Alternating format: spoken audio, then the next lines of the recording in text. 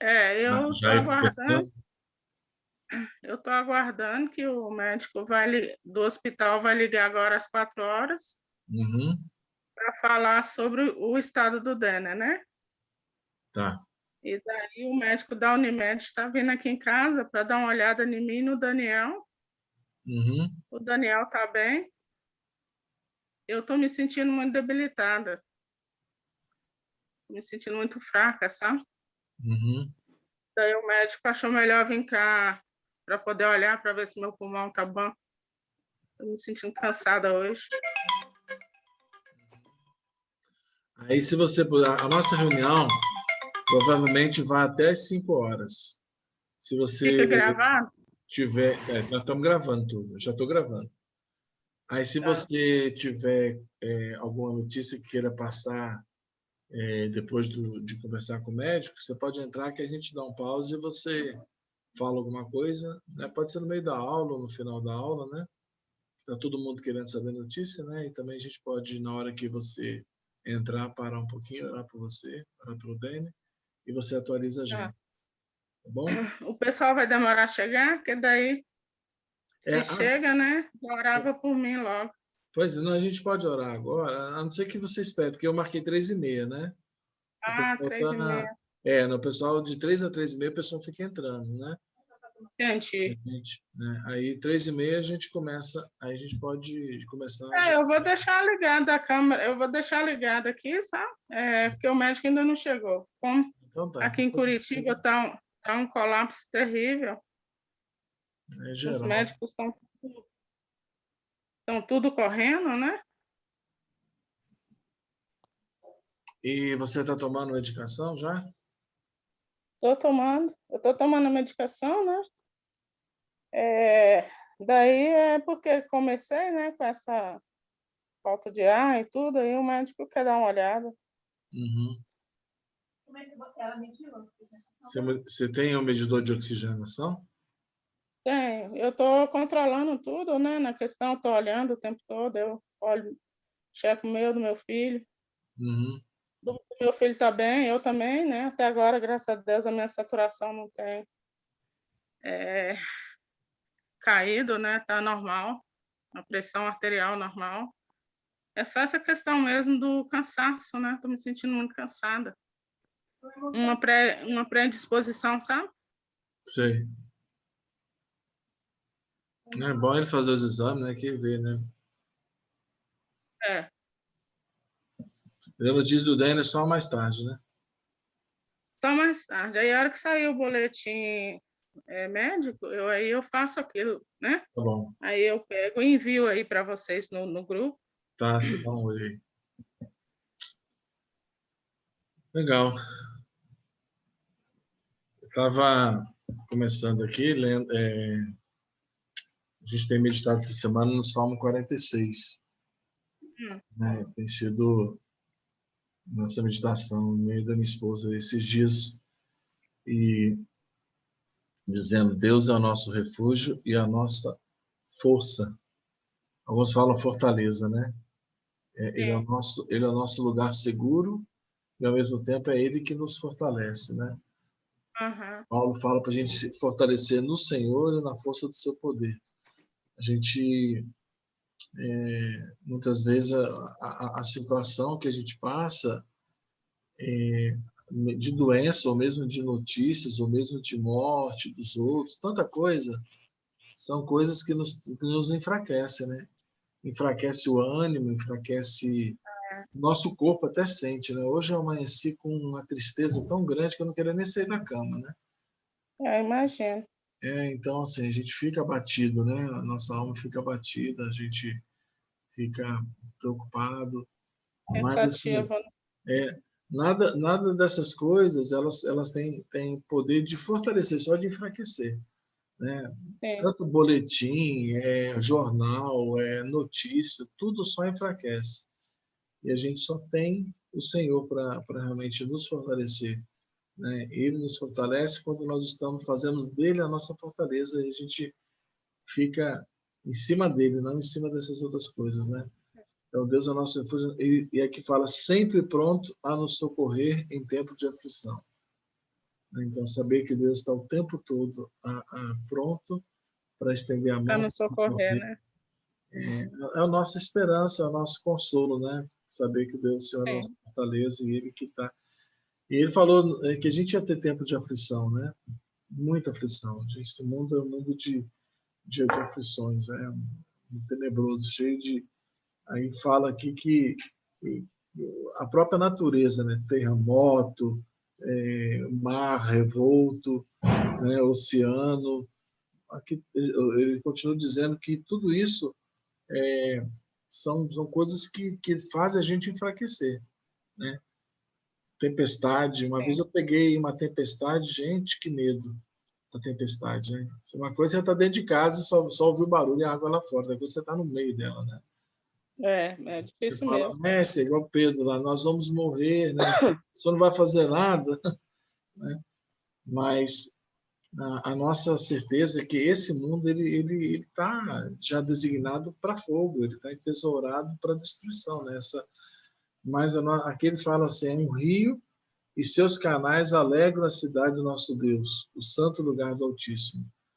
Então, eu estive lá no Rio Purus esses dias o rio traz alegria, mas também traz tristeza. Agora mesmo, o rio subiu quase 21 metros, trazendo uma destruição, trazendo doença, trazendo perda de Imagino. plantação, de tudo, né? Pensou o rio subir 21 metros, né? É Mas muito, ele né? Aí vem esgoto, vem tudo, né? vem tudo junto, vem doença, vem tudo junto, né? Mas aqui ele faz a gente olhar que tem um rio que traz alegria, que alegra a cidade do nosso Deus, a cidade que ele está preparando para nós, que é a cidade permanente. Deus habita nessa cidade e essa cidade não será destruída. Esse mundo será destruído, né?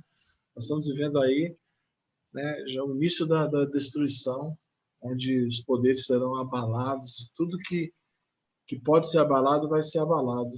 Agora, tem uma coisa que é inabalável, que é o reino eterno do Senhor. E é nele que nós nos apegamos, né? A gente tem muito Amém. apego às coisas dessa vida, né? À vida e às coisas que envolvem ela, né? Inclusive relacionamentos, tudo isso aí são coisas que apegam demais a gente, né? Mas Sim, o Senhor quer que a gente entenda que o nosso verdadeiro apego tem que ser nele, né? E na esperança, sim. né? Nessa viva esperança. Ele fala assim que ainda que morramos, né?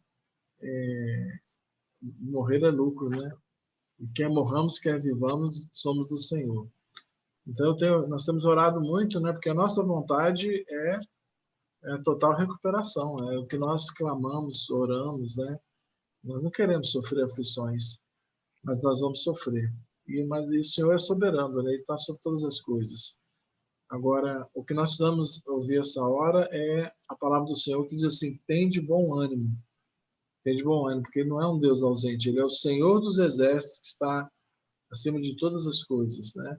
Ele traz destruição sobre o mundo, né? Mas a gente tem que aquietar o nosso coração, quando ele fala no versículo 10, aquietem-se e saibam que eu sou Deus, né? Então, minha oração é que o Amém. nosso coração ele se aquete, né? Assim, e descanse na Amém. presença de Deus, né? Sabendo que Ele está sobre todas as coisas, que Ele tem o controle na mão, que Ele basta uma palavra dele e qualquer situação se reverte, né?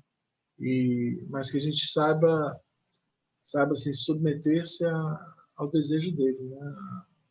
Crer que ele quer é o melhor para nós, ele tem a visão completa do tempo, né?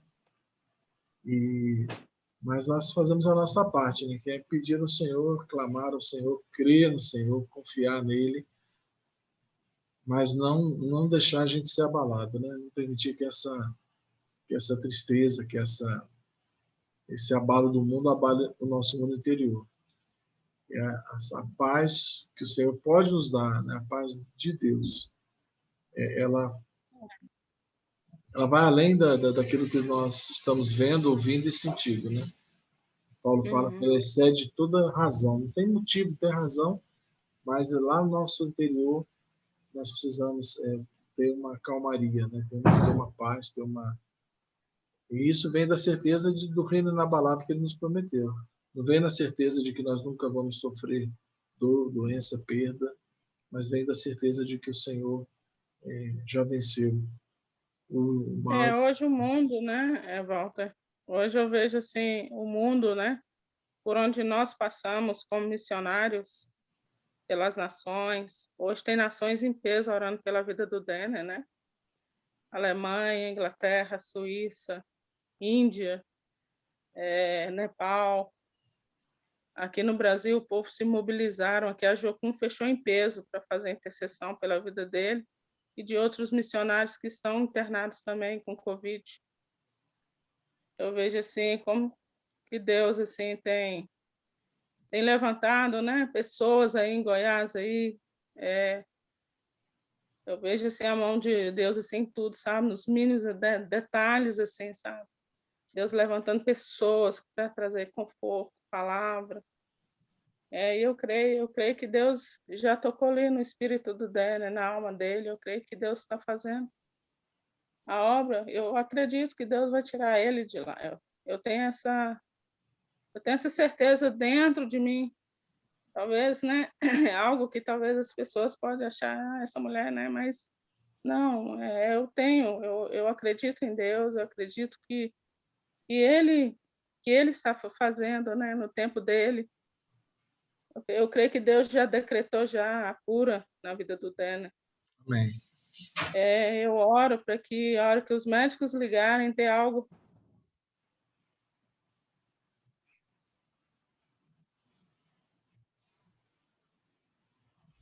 Ficou mudo seu som. Gal, seu som ficou mudo.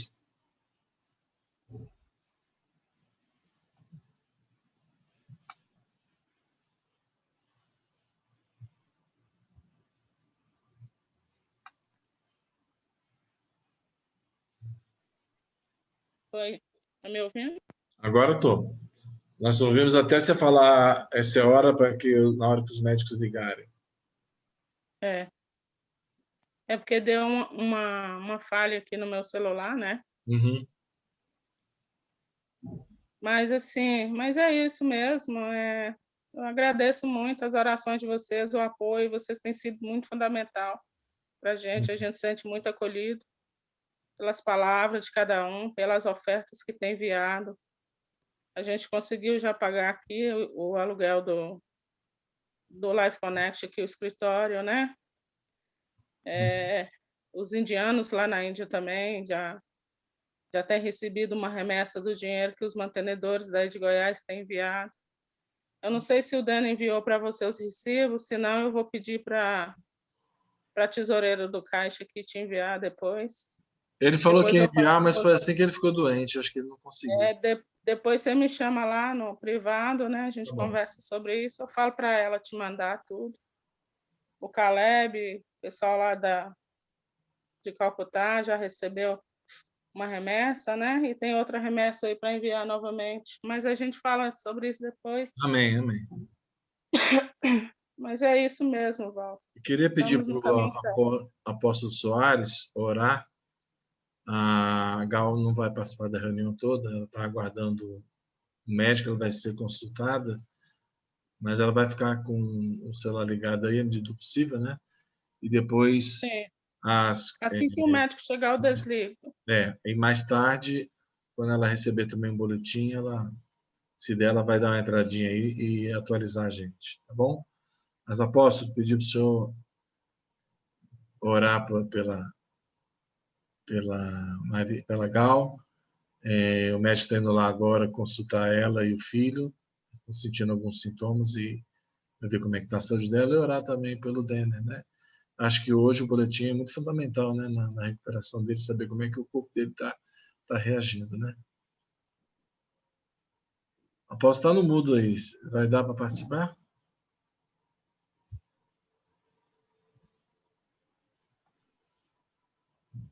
Ah, está no carro, né? Está dirigindo? É? Dá para orar, não? Estou fazendo várias coisas, Né? correndo atrás de um remédio aqui para minha sogra aqui, mas não está achando o zinco, né? Mas Mas beleza, eu vou orar antes de sair aqui. tá bom. Senhor, no nome de Jesus, eu te agradeço, ó Pai, porque o Senhor está no controle de todas as coisas. Nós sabemos disso. Tu estás assentado no trono e reinas para sempre. E sabemos que essa situação que estamos passando no mundo, no Brasil, com essa pandemia, tantas pessoas e famílias sofrendo com isso, prova que eu estou aqui também lutando com nossa família aqui em Fortaleza, e sei que o Senhor está agindo também na vida do Denner, e sabemos que o Senhor está trazendo os milagres. Nós Amém. experimentaremos milagres desses dias.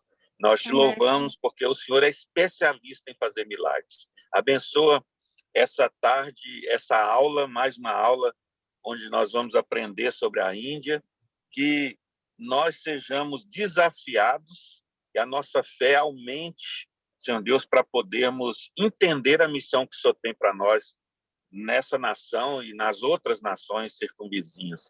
Nos abençoa, abençoa os teus filhos que vão estar nos orientando hoje, no nome de Jesus. Amém. Amém. Amém.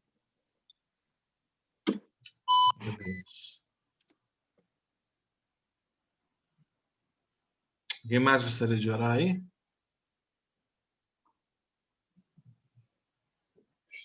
Faz sinal aí. Pode orar. Minha esposa vai orar aqui. Amém.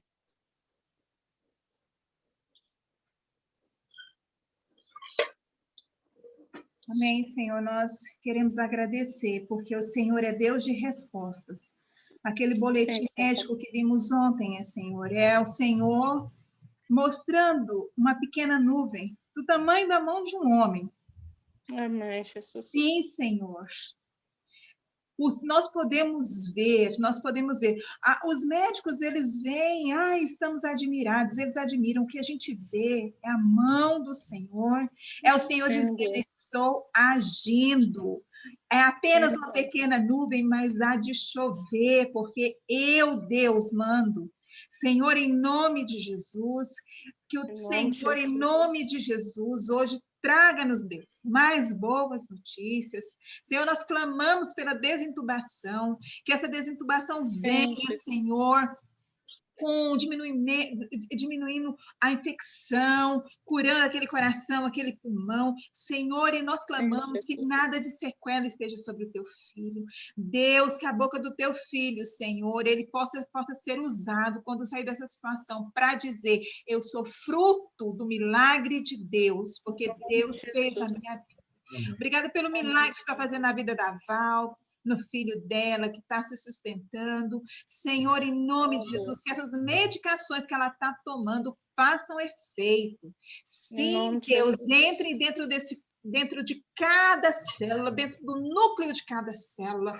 Pai, em nome de Jesus, e combata, e destrua, e mate qualquer vírus que possa estar em todas as células do seu corpo, em todos os órgãos, Pai. Em nome de Jesus. Amém. Senhor, que na hora que ela possa ter oxigenação, que essa oxigenação elimine esses vírus, é através da transpiração, através das fezes, da urina, que eles saiam do corpo dela, em o nome de Jesus. Amém. Amém. Amém.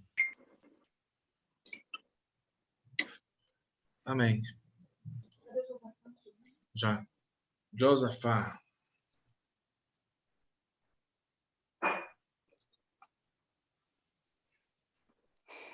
Olá, meus irmãos. Boa tarde, graça e paz. Graça e Espero paz. que já sou eu, Walter? Já é você. Eu estou só tentando te capacitar para você ser o host aqui. Make host. Tá bom. Pronto. Está feito, hospedeiro.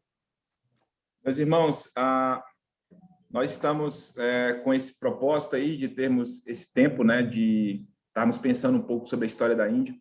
Eu sei que é algo bem teórico, talvez, e né, bem específico, mas o que eu penso sobre isso, meus irmãos, é que esse assunto ele só é importante se o nosso compromisso com a Índia for um compromisso a longo prazo, se o nosso compromisso for uma visita, né, esse assunto pouco interesse, pouca importância vai ter, mas se o nosso compromisso é de longo prazo com a Índia, se nós queremos, né, ajudar, cooperar, contribuir de forma muito mais efetiva, entender a história desse povo, é um passo fundamental para o nosso maior envolvimento.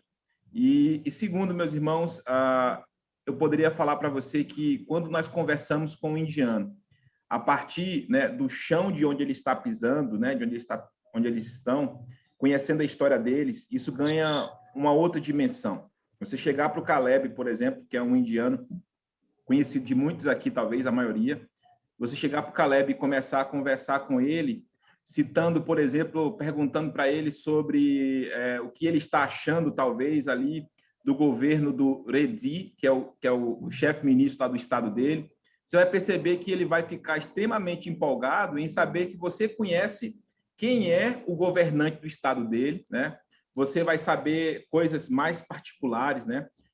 O Caleb, por exemplo, ele é de uma região, né, hoje chamada de Andhra. O estado do Caleb foi dividido, né? Se tornou hoje 2 estados, é Andhra e Telangana.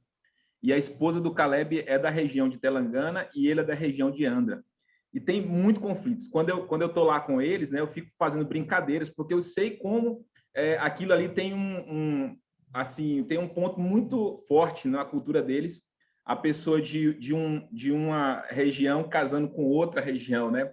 Então, quando a gente entende essas coisas, isso facilita muito na nossa maneira de trabalhar, de lidar, de conversar. Fica muito mais natural, né? Conversar sobre a nação. Por exemplo, né, no nosso tempo, que vai ser 3 momentos aí que o Walter nos deu, o da semana anterior, esse e o próximo. Na próxima semana a gente vai estar falando, nossa última parte vai ser sobre a dominação britânica, né, o Império Britânico, e já as questões modernas. E, por exemplo, se você não entende nada de cricket, que é o esporte... Para você? Comida, né? Arroz, carninha. Walter, você pode fechar geral?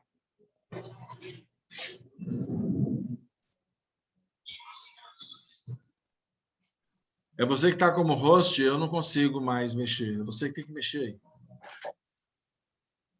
Tá, beleza.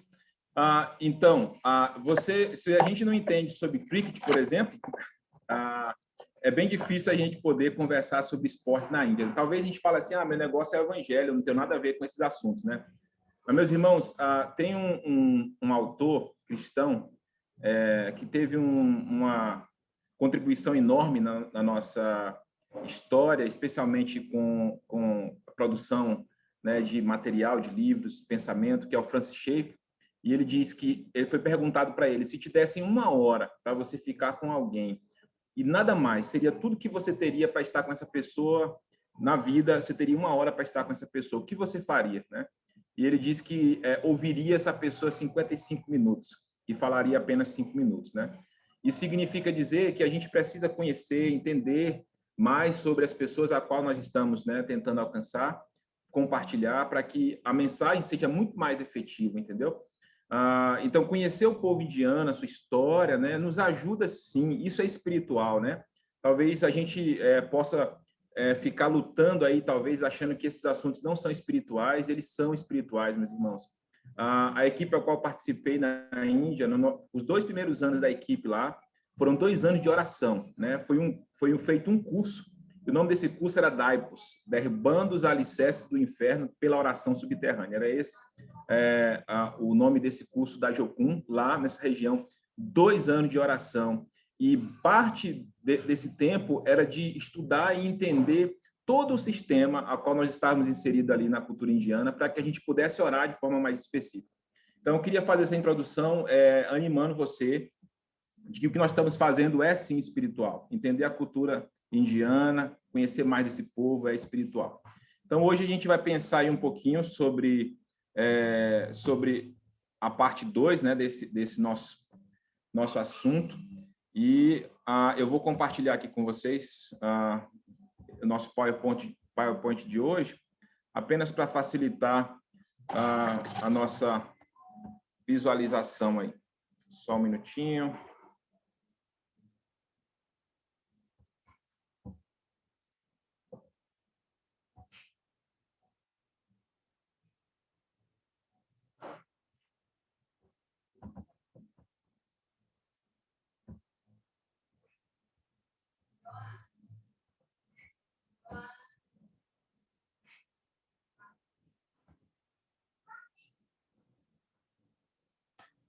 Muito bem. Então, meus irmãos, a gente vai iniciar hoje pensando aí a partir, né, do primeiro século da nossa era, né? Deixa eu ver se foi aqui.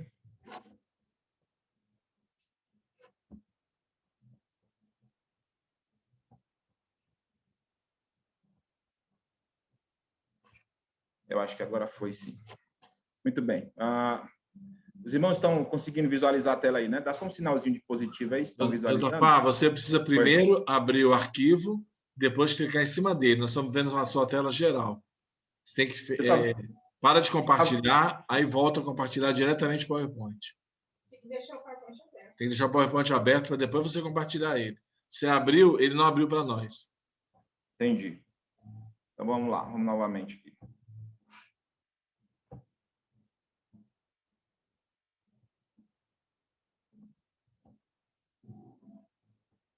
Ele não está aberto para vocês, né?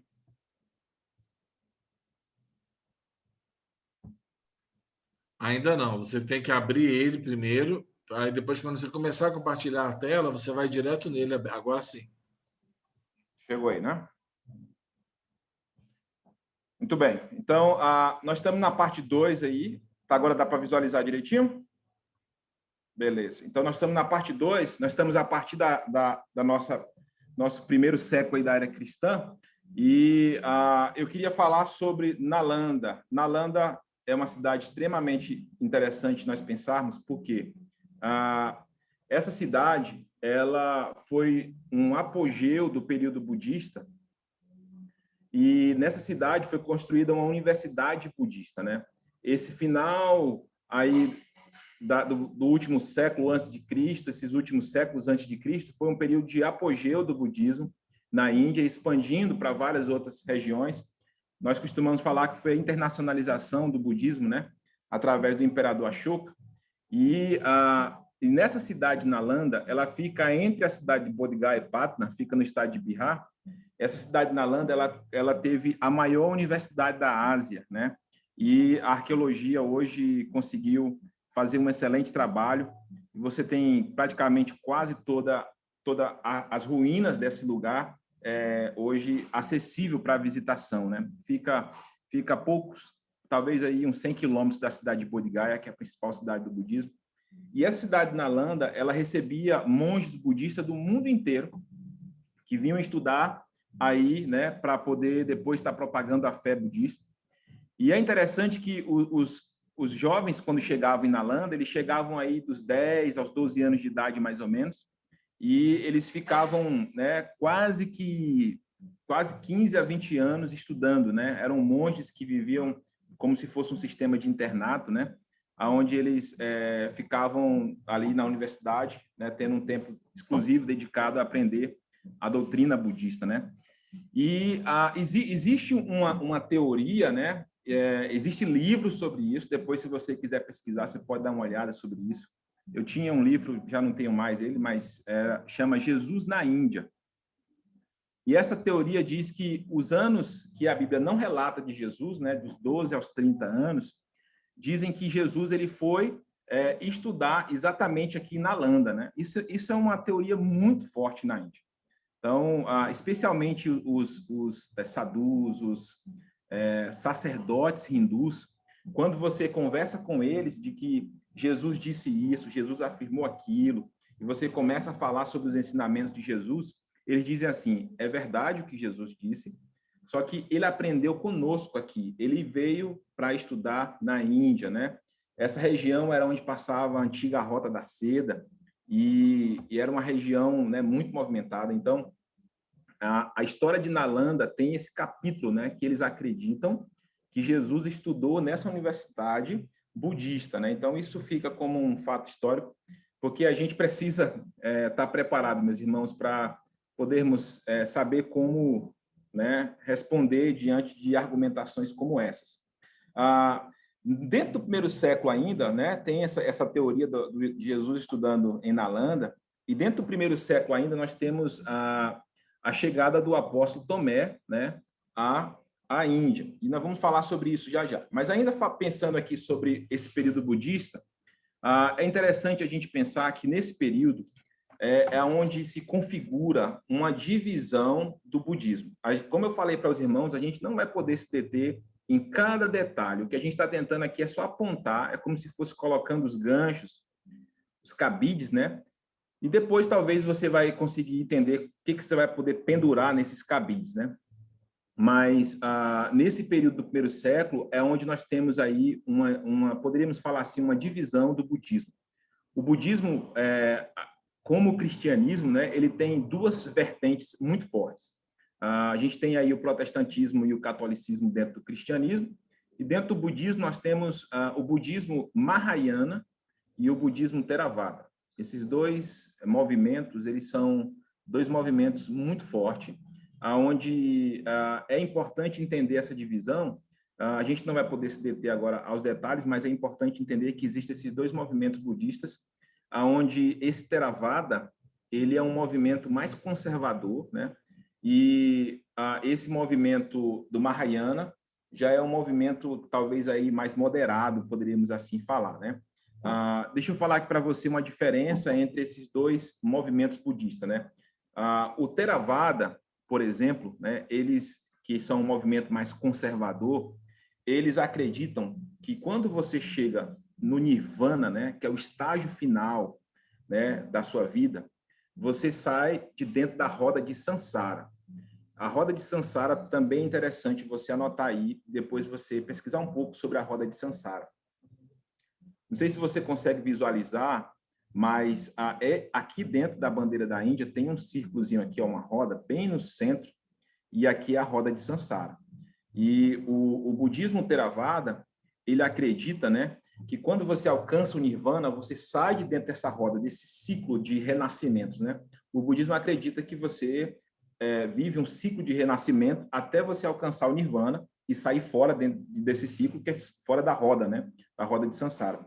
Já o Mahayana, que é o outro tipo de budismo, eles acreditam que você, sim, pode sair da roda de Sansara, mas você pode escolher ficar dentro da roda de Sansara, né? Dentro desse renascimento, e você continuar esse processo para que você possa ajudar outras pessoas a serem iluminadas e alcançar o Nirvana. Então, esse é uma diferença básica aí do budismo Mahayana e do Theravada, né? Esse budismo Mahayana, ele é mais trabalhado e talvez seguido, né, na China e Japão. Quando você vem para essa região aí já do Sudeste Asiático inteiro, é o budismo Theravada. É uma outra escola, né? Você tem dentro do budismo o Theravada e o Mahayana, são as principais. Tailândia, Índia, Sri Lanka, todos esses países seguem o budismo Theravada, a escola Theravada. Japão, China seguem o budismo Mahayana. Você ainda vai ter ainda o budismo tibetano, que é seguido pelo Tibete, é uma outra escola. E dentro da China, você ainda vai ter o budismo Zen, né? São escolas e cada uma ela aborda alguns pontos diferentes, mas a escola mais tradicional, talvez assim poderíamos falar, e conservadora, seria essa Theravada. Eles creem que eles continuam, né, os ensinamentos de Buda. Pois bem, ainda no primeiro século, nós temos aqui a história, né, da chegada do apóstolo Tomé. Isso é interessante porque isso nos faz pensar que a igreja na Índia, né, ela já tem 2000 anos de existência, né? O apóstolo Tomé, lá no Evangelho de João, vai dizer que ele fala para Jesus que, se preciso for, ele morreria com ele, né? E é interessante que Tomé, ele vive isso na prática, né? Tomé, ele é o apóstolo de Jesus, talvez mais mal falado, né? Por ter sido incrédulo, por ter duvidado. Mas algo interessante a respeito de Tomé é que o apóstolo de Jesus que foi mais longe de Jerusalém, né? ele chegou no sul da Índia. E Tomé, ele foi martirizado na cidade de Chennai, né, na capital do estado de Tamil, né? Esse templo, né, esse templo, uma igreja católica, um templo, esse local ele marca, né, o local onde eles acreditam que Tomé foi martirizado. Dizem que ele foi atravessado por lanças de grupos nativos e mataram ele em cima da montanha, nesse local. Eu estive nesse local, tirei essa foto. Foi uma experiência muito interessante de perceber, né, o compromisso de Tomé em dar a vida, né, por causa do evangelho, por amor a Jesus. Então, isso nos faz lembrar que o cristianismo na Índia não é algo novo, é algo milenar. Nós não temos muitos relatos históricos, né, do cristianismo nos primeiros 500 anos, nos primeiros 5 séculos. Os registros mais exatos e precisos que nós vamos ter do cristianismo na Índia vai ser a partir do século VI, né, onde vão ter relatos, inclusive na Síria, né, de um grupo que se reunia no sul da Índia, inclusive usando a língua sírica, para realizar os seus cultos, né? Então, você tem relatos muito mais precisos a partir do século VI. Então, percebemos que o cristianismo na Índia não é algo novo, é algo histórico e milenar. Nós temos aqui, talvez, eu estou separando agora para a gente pensar alguns pontos importantes. Nós não vamos poder seguir aí, talvez, no passo a passo, na ordem cronológica, mas eu separei os pontos mais importantes para a gente pensar. E eu queria que a gente chegasse aí até aonde antecede a chegada do Império Britânico, da Companhia das Índias. Então, eu vou tentar acelerar um pouco aqui, mas só pontuando para que vocês possam ter esses ganchos e cabides e depois a gente poder, talvez, estar entendendo onde se encaixa cada peçazinha na história, né? Os Guptas, né, eles tiveram um reino muito extenso, né? Eles dominaram todo o norte da Índia, e ainda metade, talvez, aí do sul da Índia, por um período aí longo também, de quase pouco mais de 2 séculos, né? E algo interessante nesse período Gupta, né? Eles tiveram como base do seu império uma cidade chamada Pataliputra, e essa cidade, ela é hoje a cidade de Patna, né? A cidade de Patna, aonde a gente estava previsto aí, né, a nossa ida para essa cidade, como a gente tem conversado, né? Então, o Império Gupta, ele teve a sua capital, era Patna, que é a cidade de Pataliputra. É interessante nesse período Gupta enfatizar o seguinte: os reis Guptas, eles fizeram enormes doações para os sacerdotes e para os templos hindus, né? Os reis, diante das suas vitórias, eles atribuíam as suas vitórias à bondade dos deuses e fizeram doações imensas para os templos hindus. Nós não temos como avaliar hoje o quanto de tesouro foi levado da Índia, dos templos hindus, por parte dos britânicos. Não temos como avaliar, né? Eu vou citar para você 2 exemplos, só para você fazer uma comparação. Primeiro, é um templo que é o templo mais rico do mundo, né? É o templo hindu que mais movimenta dinheiro no mundo. Ele fica bem próximo da região onde o Caleb nasceu, que é lá em Andhra Pradesh, né, no estado de Andhra Pradesh, a cidade de Tirupati. Essa cidade tem um templo hindu que movimenta 40 mil pessoas por dia, né? E a receita de entrada de ofertas dos seus visitantes, né, dos que adoram os deuses ali, gira em torno de 50 milhões de dólares por ano, é a entrada e receita desse templo, só para você ter uma ideia, né? E atualmente foi descoberto uma câmara secreta em um templo na Índia, e é interessante falar sobre isso. Eu queria que você fizesse um teste aí para você tentar ver se você consegue falar o nome dessa cidade, aonde fica esse templo. Eu queria ouvir o áudio de vocês aí aberto agora, rapidamente. Tiruvananthapuram. Muito bem, Walter. Quem mais se arrisca? falar o nome dessa cidade? Alguém mais arrisca? Só o Walter que for corajoso? Tiro na... Desliga o seu som. Muito bem, irmã Gisela. Tirunapã, Tapurã.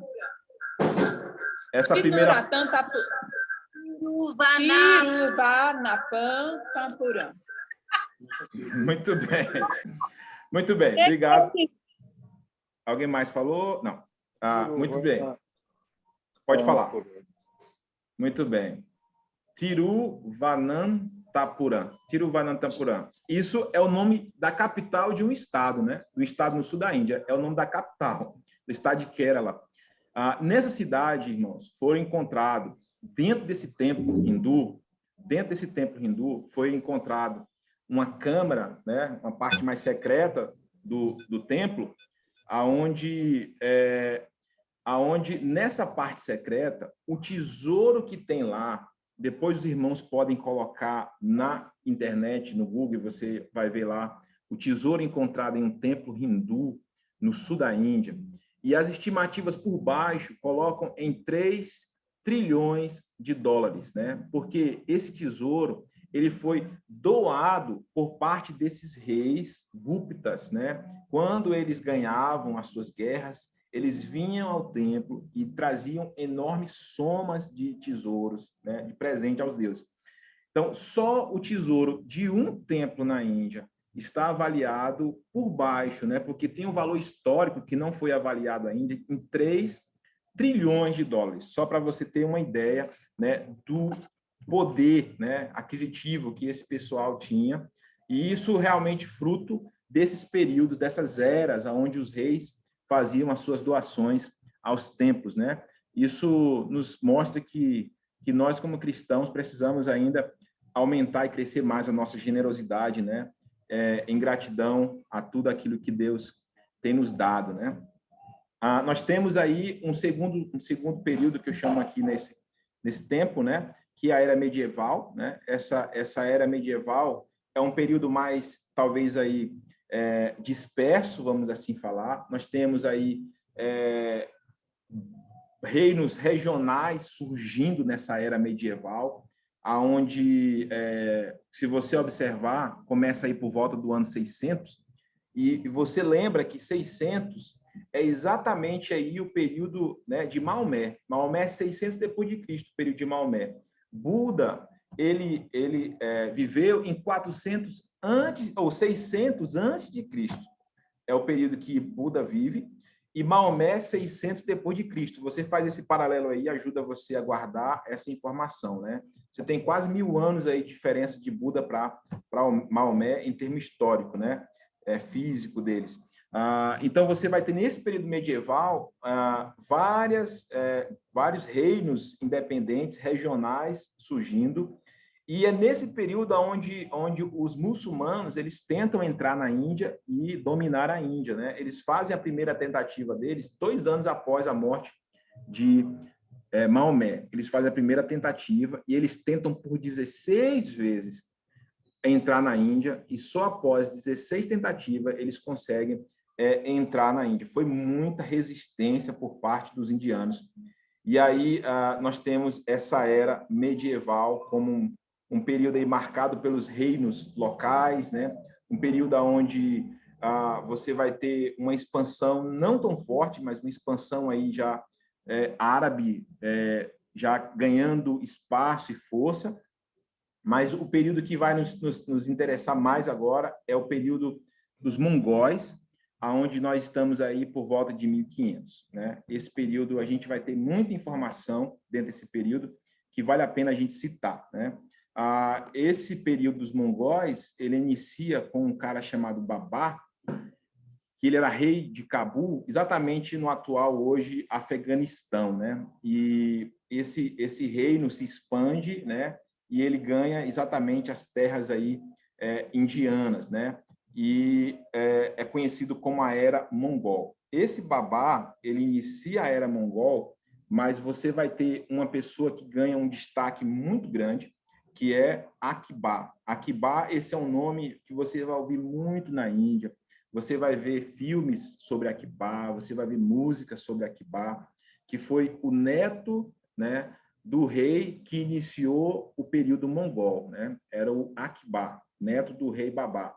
E esse Aqbar, ele, a partir dele vai ter algo muito interessante, que o filho de Aqbar, ele vai ficar registrado na história, né? A história vai ter um capítulo muito importante, né? Com o filho de Aqbar, que era o Shah Jahan, e esse Shah Jahan, ele foi nada mais, nada menos do que o construtor do nosso Taj Mahal, entendeu? E é importante falar que os mongóis eram muçulmanos, né? Os mongóis eram muçulmanos. Esse é o período de hegemonia árabe. Você vai chegar na Índia, você vai ver muitos monumentos com arquitetura muçulmana.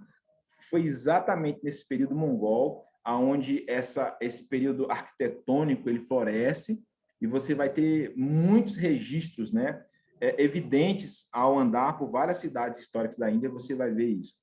A Taj Mahal é um capítulo à parte, né? A gente precisaria realmente gastar muito tempo para falar, talvez, da parte histórica dele e outros detalhes, mas a gente não vai fazer isso agora. Nós só queremos citar que o Shah Jahan, o filho de Aqbar, constrói o Taj Mahal.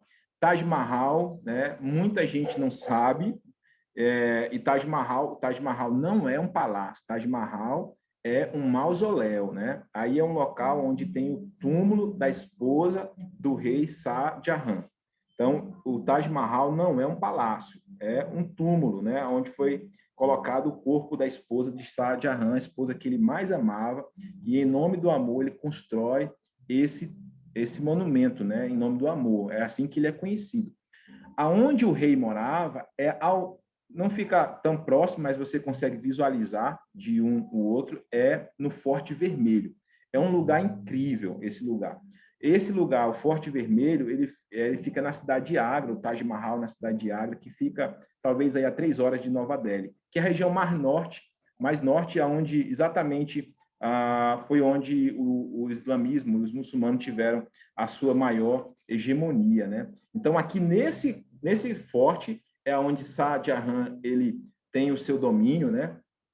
E vai ficar na história aí o nome também do filho dele, que é Aurangzeb. Aurangzeb, ele prende o seu pai, né? O pai dele queria construir um outro Taj Mahal, que era um de mármore preto, para quando ele morresse, ele fosse colocado. E o filho dele percebe que isso ia custar praticamente a vida do seu povo, né? Porque ele cobrava impostos altíssimos, o pai dele. Ele prende o pai dele, assume o poder exatamente nesse Forte Vermelho, mas ele continua com uma política muito dura, né? De impostos altíssimos e pesados para quem não era muçulmano, né? Esse período você vai ter um período de muitas conversões, assim, entre aspas, né, ao islamismo, né? Pelo menos nominalmente por parte do povo, porque muitos hindus eles eram oprimidos por parte do rei Aurangzeb, com impostos pesadíssimos por eles não serem muçulmanos. E alguns, para se ver livre disso, acabam, né, se identificando aí como muçulmanos para se verem livres dessas taxas tão pesadas, né? E, muito bem, nesse período, no final aí, talvez, eu vou aqui só voltar um pouquinho para você perceber, nesse período ainda de 1500 aí, vamos assim colocar, nessa era mongol, você está acontecendo essa explosão, né, arquitetônica e o domínio do Império muçulmano árabe. Ele vai se finalizar aí por volta de 1850, já com a chegada da Companhia das Índias do Império Britânico. É nesse período que finaliza a Era Mongol, né? Mas ainda nesse período de Era Mongol tem alguns capítulos à parte que a gente precisa ainda citar. E um deles é os Sikhs. Sikhs é um grupo, né? Poderíamos falar uma religião, né? Uma religião. Eu falo que é uma religião à parte, mas é muito parecido com o hinduísmo, né? É um movimento que surge dentro do hinduísmo e é um grupo que eles são conhecidos como guerreiros, né? A cidade principal dos Sikhs é uma cidade chamada Amritsar, e eles têm como lugar sagrado esse templo que está aí na imagem. É um templo de ouro, literalmente. Esse templo é o local sagrado, né, dos Sikhs, onde, né, há peregrinações. O sikhismo, né, essa religião, ela surge com o Guru Nanak, né? Guru Nanak é o nome desse guru que cria essa religião, onde eles pregam a paz, apesar de usarem armas, né? É uma coisa bem contraditória. Mas tem algo que é muito famoso, né, por parte dos Sikhs, é exatamente o fato deles não cortarem pelos do corpo, né? Eles não cortam nenhum pelo do corpo. Então, eles usam esses turbantes, como você está vendo essa imagem na foto, minha e de um amigo, onde eles usam o cabelo enrolado, eles enrolam o cabelo, tanto a barba como o cabelo, né? E colocam um turbante ao redor, né, para segurar esse cabelo. Então, essa é uma característica muito comum dos Sikhs. Os Sikhs, eles não têm imagens, né, mas eles trazem aí praticamente o fundamento do hinduísmo junto com eles. Então, esse sikhismo, ele surge no ano de 1500, e nesse período de 1500 ainda está acontecendo outra coisa paralela, que é exatamente a chegada dos portugueses, né, na Índia. Nós sabemos muito bem, porque a nossa história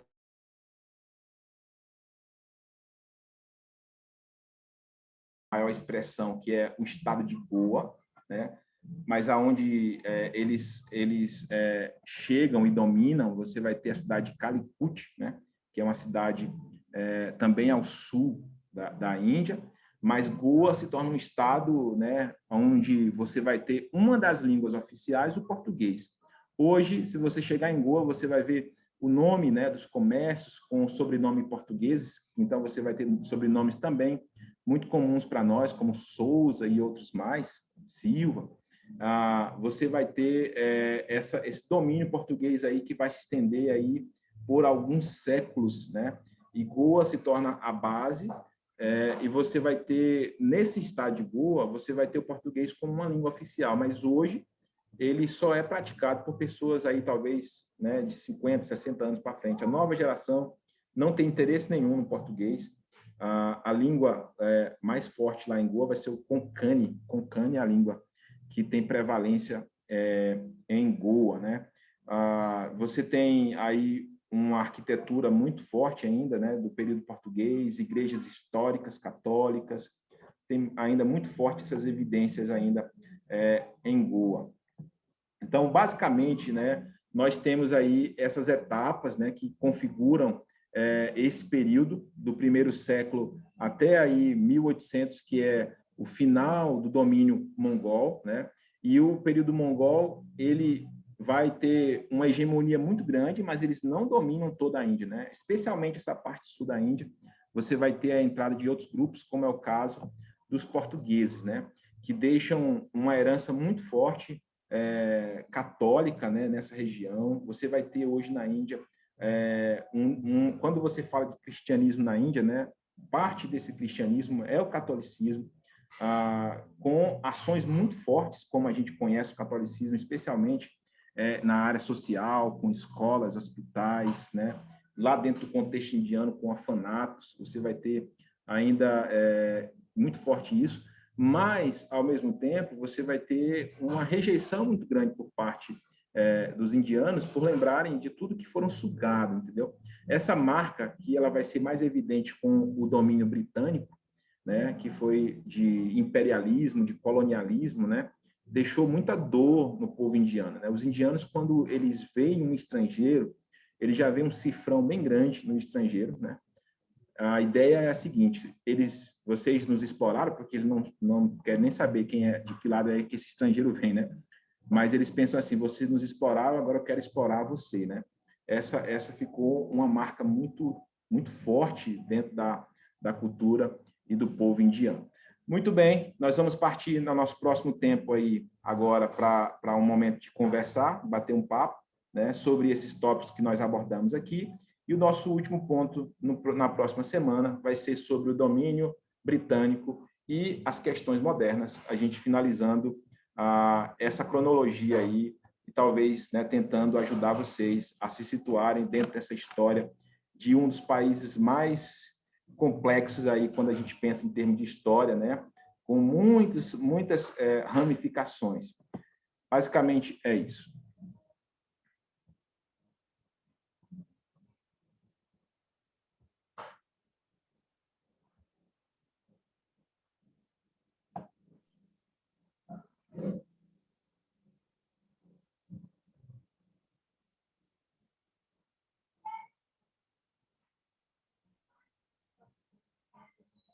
Não, já acabou.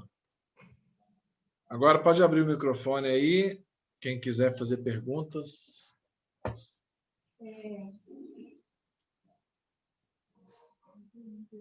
Você ligou, né? Não.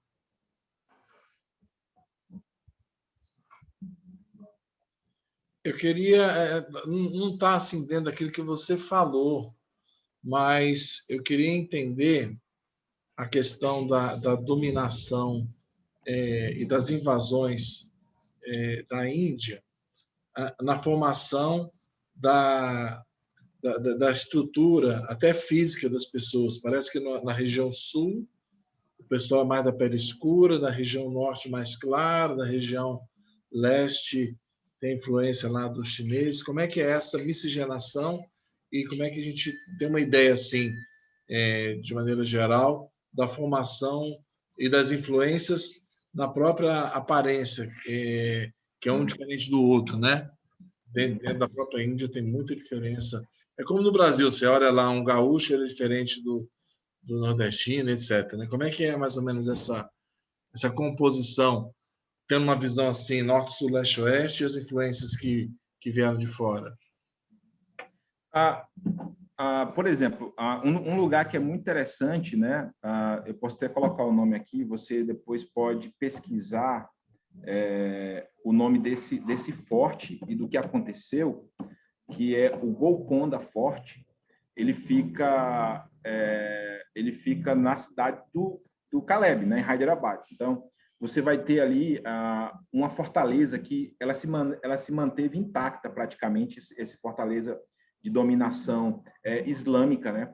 Aquele local foi um dos locais mais longe, mais distante ao sul. Hyderabad é uma cidade de nome islâmico, né, muçulmano, teve uma dominação muito forte muçulmana.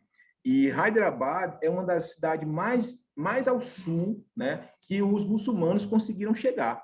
Então, a cidade de Hyderabad praticamente era a última fortaleza, né, muçulmana. Então, quando você olha nesse espectro, você percebe que os muçulmanos não conseguiram descer mais ao sul, a parte sul. É tanto que lá na Índia, quando você fala dessas regiões, por exemplo, o estado de Telangana, né, o estado de Tamil, o estado de Kerala, o estado de... basicamente, esses estados aí, o pessoal, eles se consideram os indianos puros, né? Qualquer pessoa fora, especialmente do norte, eles consideram como sendo uma mistura de raças. É tanto que nessa região sul, dificilmente você vai encontrar alguém falando hindi. Eles não aceitam falar hindi, porque eles acreditam que essa língua é a língua mais imposta pelos estrangeiros. Então, cada um desses estados ao sul, eles são um grupo muito fechado, culturalmente falando, linguisticamente falando. Você vai ter um grupo extremamente fechado. Outro detalhe, exatamente, você consegue identificar na cor da pele, né? É um pessoal de cor de pele muito mais escura, né? O pessoal da região sul, parece que eles foram ali sendo, né, oprimidos no sentido de a opressão pelos dominadores, eles foram refugiando mais ao sul, e você consegue evidenciar isso claramente, né? A parte norte, você vai ter gente, né, com pele mais clara, pessoas mais altas, a estatura bem maior. O pessoal sul, você vai ter uma estatura menor.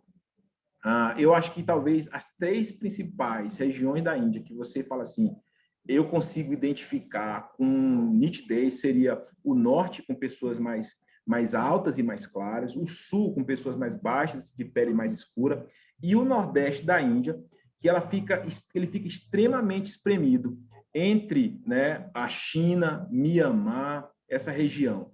E aí você vai ter o pessoal do olhinho puxado, né? Então você vai identificar automaticamente que aquelas pessoas são indianas, mas do Nordeste. Se a gente colocar aqui uma foto de um irmão lá do Nordeste da Índia e perguntar se ele é indiano, acho que você vai dizer que ele é chinês, né? Porque tem o olhinho puxado, bem característico. E essa região Nordeste, ela tem um número e uma porcentagem bem grande de cristãos. Você tem estados com 60% de cristãos, protestante, importante dizer isso. Você vai ter estados como Nagaland, com 95% de cristãos. 90% desse estado é batista, né? É a maior porcentagem batista no mundo, né? É Nagaland, na Índia. Então, são realidades bem diferenciadas. Isso tem muito a ver com as dominações, né? Eu acho que uma palavrinha que seria interessante a gente depois também dar uma olhadinha seria os Maharajas, né?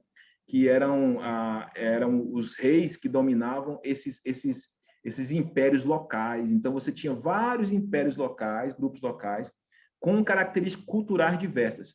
Quando se configura em Índia, né, eles acabam agrupando muita gente de culturas diferentes, como, por exemplo, esses que estão lá para o lado da China, né, eles acabam agrupando esse pessoal, não tendo as mesmas características que eles, mas acabam entrando aí dentro do pacote. Quantos estados tem a Índia? São 27 estados. Você vai ter Delhi, que é um território independente, que é a capital. Você vai ter as ilhas ali de Andaman e Nicobar também, como territórios, né? É interessante falar que, outro lugar que a gente já falou aí de Butão, de Bangladesh, de Paquistão, de Nepal, que eram Índia, Sri Lanka também era Índia, e as Ilhas Maldivas também era Índia. Então, você vai ter uma influência muito grande da cultura, né, do pensamento indiano nesses lugares.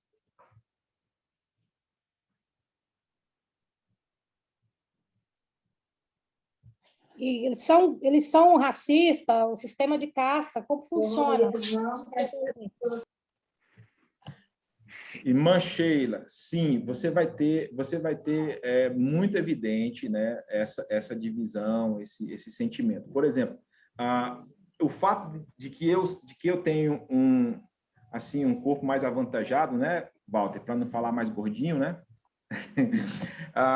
Eles consideram, né? Eles me consideravam como casta alta, porque casta alta é um cara maior, como eu era o tamanho, né? Em termos de tamanho, né? Em termos de peso, né? E eu trabalhava com pessoas de casta baixa. Eles viam nitidamente que eu era um estrangeiro, porque nenhum indiano iria trabalhar com casta baixa, né? Um indiano da casta alta, que eles me consideravam como casta alta pelos traços, né? Eles me consideravam, ao me ver, que eu era um indiano de casta alta. Ele ficava em confusão. O que esse cara de casta alta está ajudando um cara de casta baixa? Porque não aceitam isso. Isso tem a ver, eu acho que é importante tocar no ponto, exatamente dentro dessa questão religiosa da roda de Sansara, né? Eu acho que já tem um amigo meu, eu não consigo mais encontrar esse artigo, mas ele fez um artigo uma vez sobre a roda da morte, né? Que é a roda de Sansara, esse círculozinho que está dentro da bandeira indiana. E esse círculo de renascimento. Então, você morre hoje, e aí amanhã você vai renascer em um animal, em um cachorro, você vai renascer em uma árvore. É o ciclo até você cumprir a sua etapa aqui e você alcançar o nirvana, né? E aí você está liberado desse ciclo de renascimento. Eu estou falando isso porque o preconceito, ele é um preconceito com fundamento religioso. Então, assim, você tem alguém lá sofrendo, um cara pobre, morrendo, a lógica é o seguinte, deixa ele sofrer, porque ele está pagando por algo que ele fez no passado e agora é a oportunidade que os deuses deram para ele, nascer naquela situação e poder, né, pagar, né, o que ele deve. Eu acho que nós vamos ter tempo para estudar o hinduísmo e, nesse momento de estudar hinduísmo, a gente vai entender melhor esses conceitos aí, né? A gente está tentando agora mais focar na questão da formação do Estado e de entender a questão de como é que a Índia chegou a ser o que é hoje, né? As influências da religião é importante. Agora nós vamos aí, acho que com o tempo, estudar o hinduísmo, o budismo, né, o muçulmano, o islamismo, e aí a gente vai estar aprofundando nesses detalhes, né? Mas essa visão geral aí, dessa formação que a gente está querendo focar, né? Então, se alguém tiver pergunta mais dentro dessa área, né, da história da Índia, da formação, onde predomina qual religião, é interessante, porque aí é mostrando, aqui predomina isso por conta disso, né, pela invasão, então o norte predomina tal religião e tal. Então, como é que é essa distribuição religiosa de predominância e como é que isso se formou durante a história? Então, poder até dar um resumão sobre isso aí, uma visão geral, José? Então, olha só, nós temos algo, por exemplo, um dos lugares de maior conflito na Índia, né, e eles dizem que é o lugar onde você tem o maior número a maior presença militar no mundo, né, na divisa do Paquistão com a Índia, né, que é a tão famosa Caxemira. Então, é importante falar um detalhe. Você vai ter a Índia, quando você pergunta, a Índia é de maioria o quê? Maioria hindu, religiosamente falando, certo? Mas você vai ter estados na Índia onde você vai ter algumas outras minorias se tornando majoritários, que é o caso de Nagaland e outros estados no Nordeste, que são de maioria cristã. Você vai ter, por exemplo, a cidade, né? Aí você vai ter ali a região da Caxemira, né? Especificamente. A Caxemira, ela era ela era anexo, né, do Paquistão, e ela tinha uma maioria islâmica muçulmana. Quando foi na independência da Índia, em 48, que a gente vai falar no próximo encontro, o que aconteceu? Quem governava esse reinado muçulmano era um rei hindu. Então, esse rei hindu decidiu anexar a Caxemira à Índia e não ao Paquistão. Então, isso fez com que um estado de maioria muçulmana fosse anexado a um país hindu, né? Então, você vai ter na Caxemira maioria muçulmana, mas está dentro do domínio indiano, que é hindu. Você vai ter a região ali de Dharamsala, é uma cidade no estado de Himachal. Essa cidade, ela foi doada, né? Pouca gente sabe disso. E essa informação ela não é tão divulgada, que a Índia é um dos países com uma política muito forte, né, de acolhimento de refugiados. Então, por exemplo, o Tibete, né, era um território dentro da China, e a China ela esmagou o Tibete ali, e o povo tibetano teve que fugir. E aí, quem foi que acolheu os tibetanos? Foi a Índia, deu uma cidade para eles. Hoje, o Dalai Lama, né, que é a principal autoridade do budismo tibetano, mora na Índia, né? Eles têm uma cidade na Índia que chama Dharamsala, de maioria budista. Então, quando você vai ver as porcentagens de budismo na Índia, por exemplo, você vai ver lá a porcentagem aí na casa de talvez 2%. Mas a maior parte desses budistas na Índia são tibetanos e estrangeiros. Então, a porcentagem ainda é bem menor de budistas, né, na Índia. Aí, quando você parte para esses estados mais ao sul, né, especificamente, a hegemonia é hindu. Você vai ter uma porcentagem muito grande hindu, e você vai ter lá na ponta de baixo alguma força, uma força, mas não, assim, um pouco mais de expressão do cristianismo nessas cidades mais costeiras, né, onde esses países dominadores eles tiveram. A Índia foi dominada não só pela Inglaterra e Portugal, ela foi dominada pela França também. Você vai ter dentro da Índia uma cidade, né, uma cidade que era um reduto francês. Hoje lá eles falam francês, em Pondicherry, né?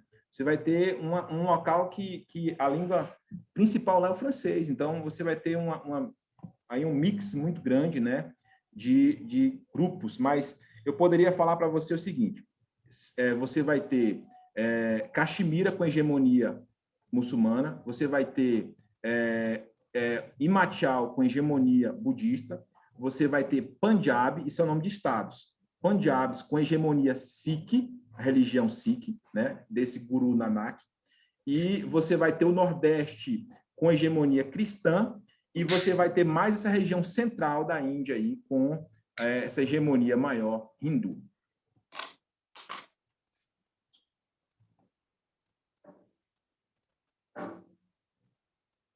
Você consegue depois, mais ou menos, botar isso no mapinha, indicando? Consigo. Tá bom.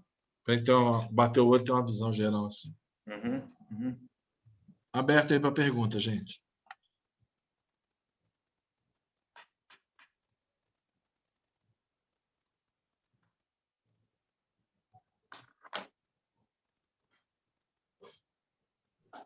Um de cada vez, senão tumultua aí.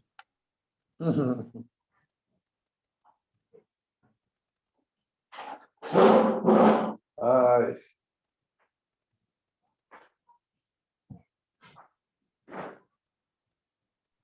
Acho que você explicou tudo muito bem, que ninguém tem dúvida nenhuma, né? Então tá. O povo estão sem dúvidas. Que bom, então, hein? Beleza. Para fora isso. Ótimo, então. No início da reunião, nós estávamos orando pela Gal. Ela está com um médico em casa agora, fazendo consulta. Ela tem um filho, né? Daniel, né?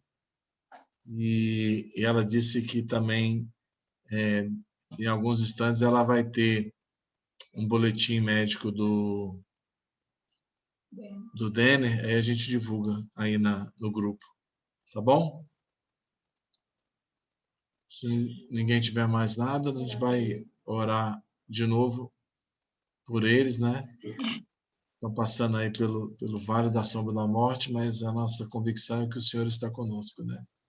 Nesse momento, dando força, consolo, né? Foi? Tá bom. Josafá, você pode orar pela Gal, pelo filho e pela saúde, e pelo Dani também, pela saúde dos três. Saúde física, emocional, né? Tempo abala tudo, né? Todos nós, né? E mais especificamente por eles. Você pode orar, Josafá? Oremos. Pai, nós somos gratos a Deus porque nós sabemos, ó Pai, em quem nós podemos confiar, Senhor.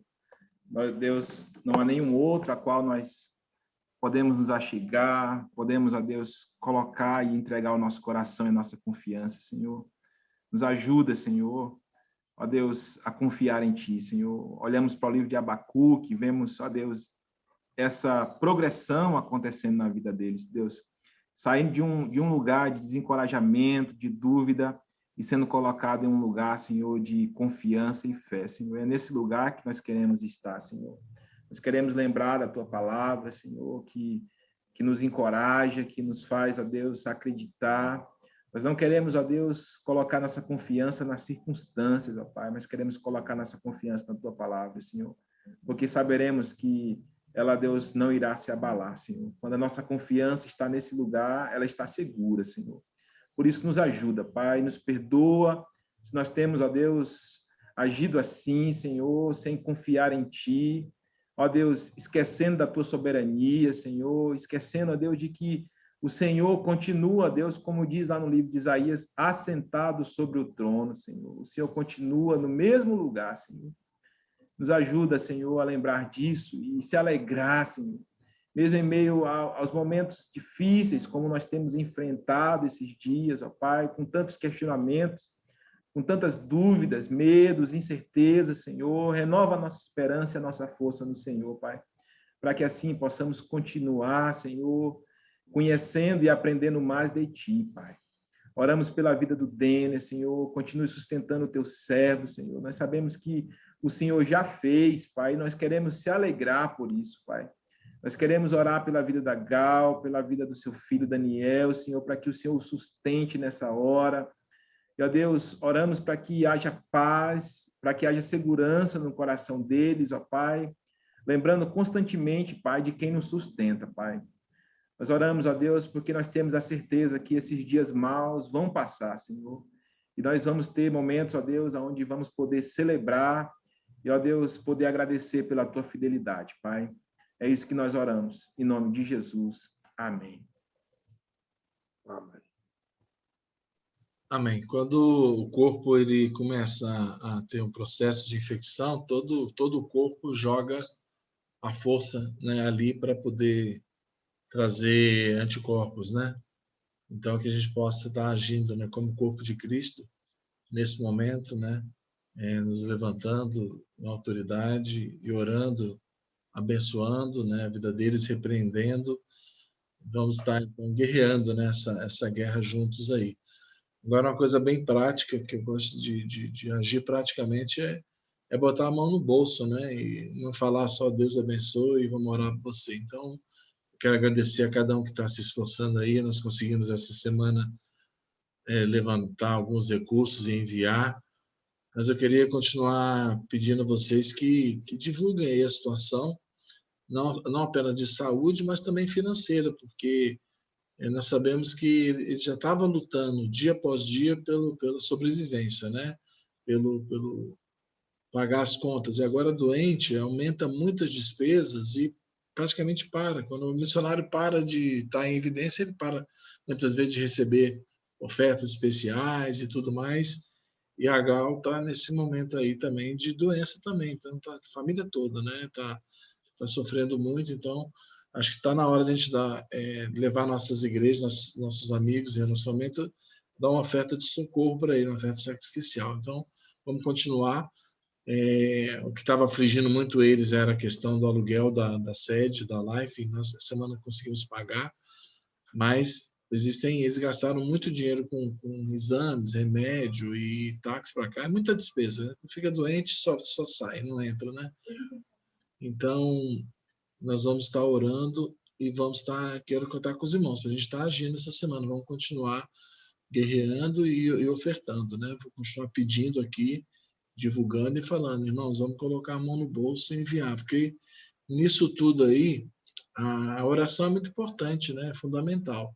Mas quando chega um dinheirinho na conta lá, isso traz um alívio muito grande. A gente que vive de oferta sabe disso, né? A nossa confiança não está no dinheiro, mas assim, ver que Deus tem usado o corpo de Cristo para trazer socorro, para trazer provisão, isso anima a fé e isso resolve os problemas. Não estamos enviando dinheiro para eles gastarem com nada, mas é para pagar as contas, né? Comprar comida e remédio e tudo mais. Então, quero continuar pedindo aos irmãos que a gente continue essa semana ofertando, né, para eles lá, tá bom?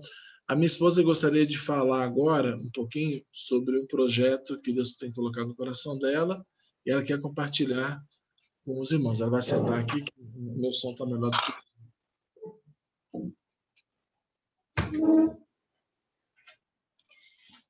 Não, é só compartilhar o seguinte, nós já estamos em processo de viagem para a Índia, né? Não sabemos quando, mas nosso coração já está lá. Eu nem sei se eu vou, mas o coração está lá. Importante, muito importante a comunicação. E o indiano, ele fala inglês. Até o indiano mais humilde, ele fala inglês, porque é a língua deles, né, Josafá? Uma língua bem... A ideia que eu tive foi da gente montar uma sala, e a esposa do Josafá é professora de inglês. Então, antes de falar com vocês, eu perguntei para ela se ela tinha disposição. Ela tem uma vida bem atarefada, mas ela está dispondo 2 dias na semana, o sábado e a quarta. E, em vez de a gente pagar uma escola cara aí, a gente pagaria uma... Aí a gente também vai ver questão de preço, né? Porque a gente precisa abençoar a irmã. Ela vai estar dispondo do tempo dela, que é muito precioso, ela é bem ocupada. Está fazendo mestrado, né? Então, assim, é uma forma também de abençoar e uma forma que ela pode nos abençoar. E aí a gente pode aprender o inglês juntos, isso vai trazer mais unidade para a gente, eu acho que a gente vai ficar mais... quando a gente se torna aluno, né? Aí a gente mostra quem a gente é, né? É divertido até. A gente vai tendo mais unidade um com os outros. A questão são os nossos níveis. Quem é que está no básico, quem está no avançado, quem está nisso. Mas a ideia seria a gente iniciar um nível básico e médio, né? Ver como é que ela consegue conciliar isso aí. E ela falou assim, Ju, vê se você consegue pelo menos 10 alunos. Então, eu estava querendo conseguir esses alunos entre nós. Mas se não conseguir, eu posso abrir para outros missionários, né, que querem aprender inglês também. Então, acho que seria muito bom, a gente está de pandemia, está em casa, todo mundo guardado, né? A gente faria pelo Zoom, ela mandaria material para a gente estar estudando, tarefa de casa, fazendo correção, e talvez como pedagoga eu possa dar uma ajuda para ela em algumas coisas, mas acho que não, que acho que ela deve ter todo o material. Então, quem tiver interesse, me chama aqui no particular, tá? A ideia é começar primeiro nesse nível básico. Por exemplo, o Hans não está no nível básico, mas a Cleonice, eu acho que ela não sabe inglês. Então, talvez a Cleo podia entrar, a Leonice, perdão. A Leonice poderia entrar. Aí, quando a gente chegasse no nível que o Hans está, aí ele já se inclui na nossa turma, não sei, porque ela não tem muito tempo. Mas a ideia é estudar inglês visando a viagem da Índia, para que a gente possa, pelo menos, compartilhar alguma coisa com alguém e essa pessoa poder entender, né? Acho que é importante, se for possível, tá bom? Então, quem puder entrar em contato, que tiver interesse, né? Tá bom? Um beijo para todo mundo. Tchau, pessoal.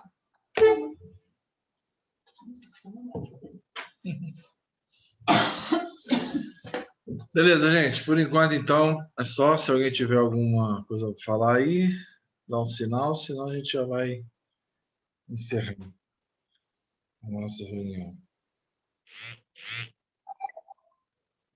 Paulo, não para de comer. Ô, que boquinha nervosa. Jesus. Tá bom, gente. Eu vou levar minha sogra ali no hospital, tá?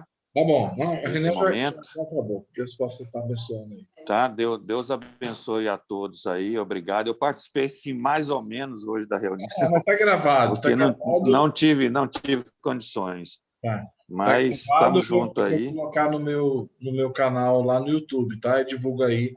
A aula passada está gravada, essa aula também pode divulgar, outras pessoas assistirem. Tá bom? Um abraço. Semana Beleza. que vem, Um abraço a todos. uma aula sobre a história.